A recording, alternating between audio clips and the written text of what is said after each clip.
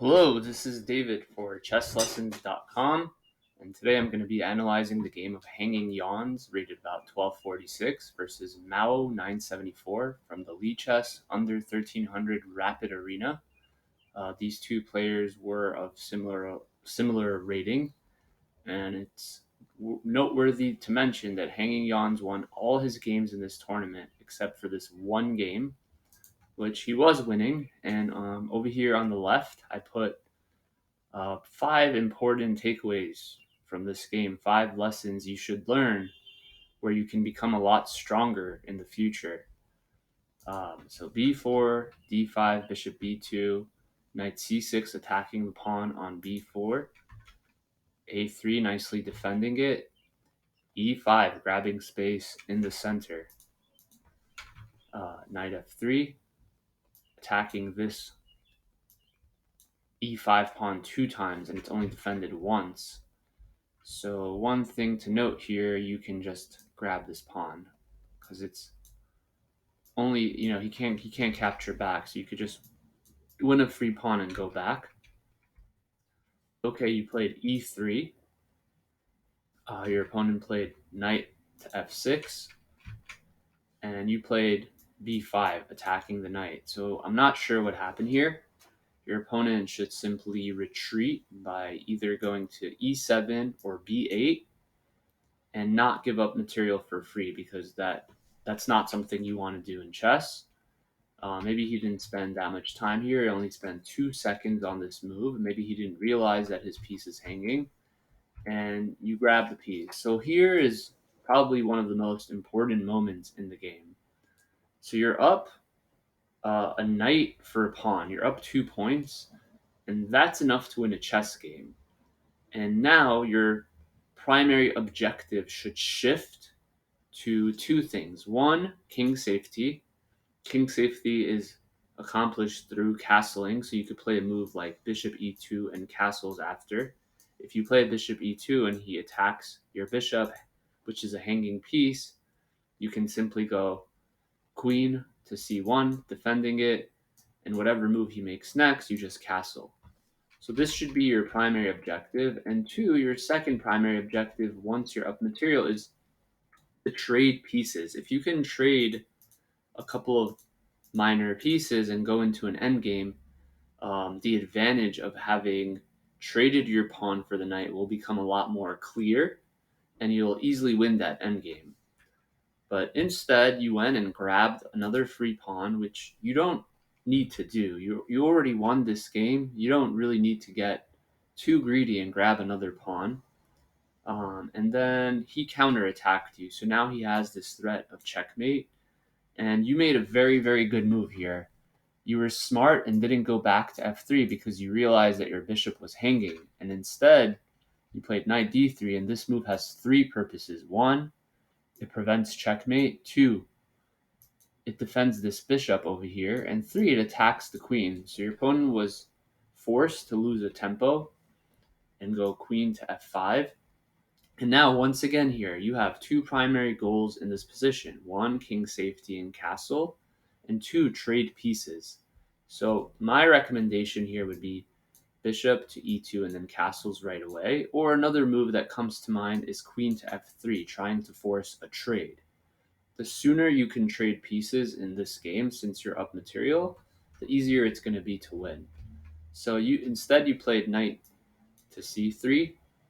Maybe you felt there's a lot of pressure between having these two pieces in the center and you wanted to trade them.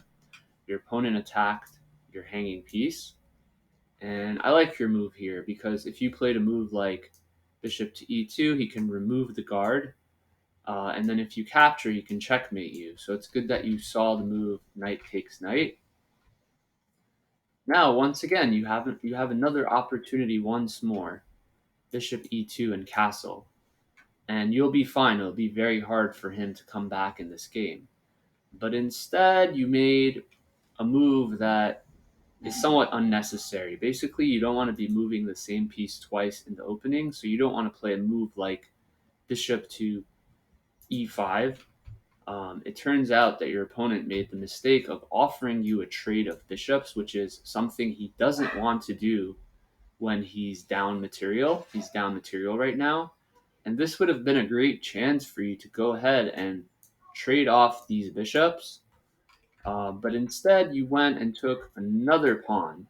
So this move, taking this pawn, has two downsides. One, it doesn't achieve your primary objective when you're up material in a chess game, which is to get your king to safety and trade pieces.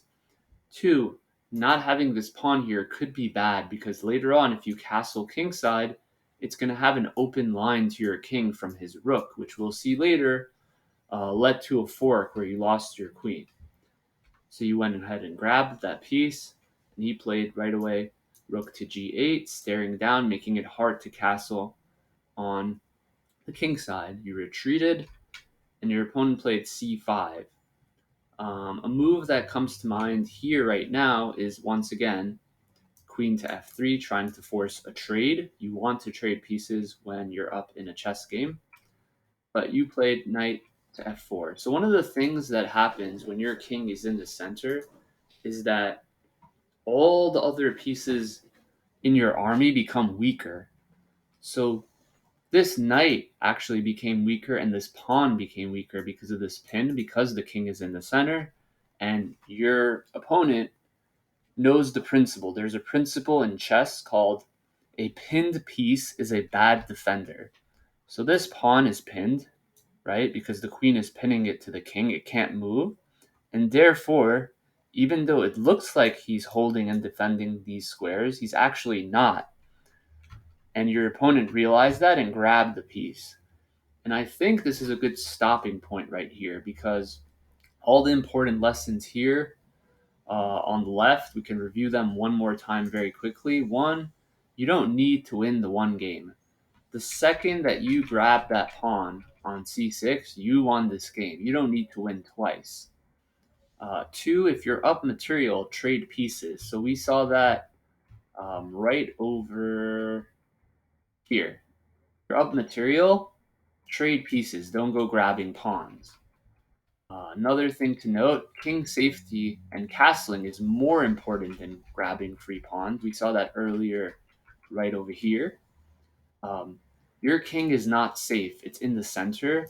Your primary goal is to castle. Instead, you went and grabbed the pawn. So don't do that in the future. And then fourth thing, sometimes grabbing a pawn can be a liability because it opens lines to your king. And we saw that right over here where you went and grabbed this g7 pawn, and that created a liability because it opened these lines to the side where you wanted to castle. Finally, when the king is in the center, it creates tactics for your opponent and weakens the pieces around it. And we saw that over here where you lost your knight for no reason, because your king was in the center, it made this pawn weak because of the pin, and a pinned piece is not a good defender.